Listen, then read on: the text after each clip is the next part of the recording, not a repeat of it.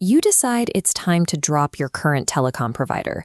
You navigate to their website, log in, and click Cancel, expecting a straightforward off-ramp. Instead, you find yourself wandering through a digital maze, spending 20 minutes clicking through prompts just to cut ties. At first glance, the interface mimics a standard cancellation process.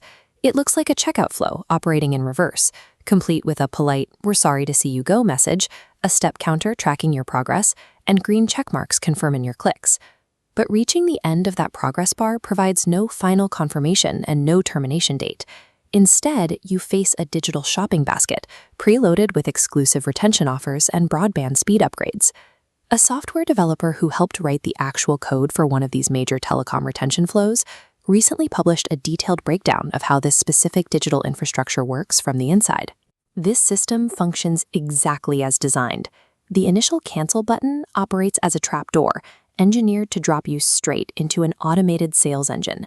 To see how a user's intent is so easily hijacked, we have to look past the user interface and examine the underlying code structure. Inside the corporate structure, a user attempting to end their service is classified as a high-intent retention opportunity.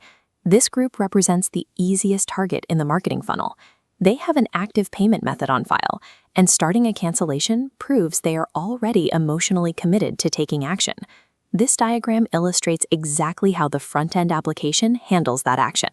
The screen with the sad text and step counter serves as a routing mechanism. It identifies your desire to leave and immediately recategorizes your profile into a pipeline for sales targets. The polite interface serves as a carefully constructed deception. It keeps you engaged and clicking while the real technical machinery spins up in the background. The moment your mouse clicks that first cancel button, a small packet of data, an event, is generated and broadcast rapidly by the system.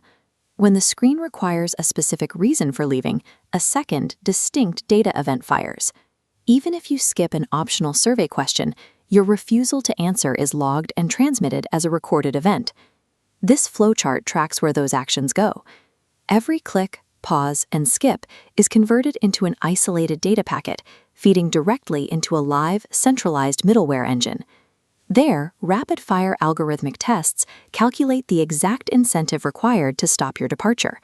The system tests multiple variables simultaneously, evaluating your profile for the right offer: a temporary price drop, an internet speed upgrade, or a free month of service. This aggressive architecture marshals significant computing power exclusively against users trying to leave. Once the model determines a counteroffer, it performs an invisible technical handoff, generating a security token to transfer your session into a separate upsell application. This new application is the final basket. Your details are pre-filled, the counteroffers preloaded, and friction removed to prompt an immediate accept. If you reject the digital upsell, the system triggers its fallback mechanism. You are politely informed that you must complete your cancellation over a phone line, a support queue engineered with a 45-minute hold time. The online flow contains no path to termination. The code routes you toward a new purchase or pushes you toward physical exhaustion on a phone. From the outside, trapping a user in an unnavigable loop feels hostile. Inside the company, however, the terminology used to describe this architecture is remarkably benign. Product managers and engineers call this a save flow or a loyalty journey.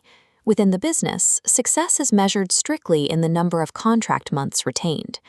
A dark pattern is defined by the gap between what the user thinks the system does and what it actually does. This software mutates your stated desire to leave into an intent to buy without ever asking for your consent. These systems thrive on a profound power imbalance. They extract value because the company knows most working people lack the free time to battle a scripted human agent on an artificial hold. If you need to terminate a telecom contract, abandon the company's website entirely. Before you do anything else, locate the direct cancellation phone number.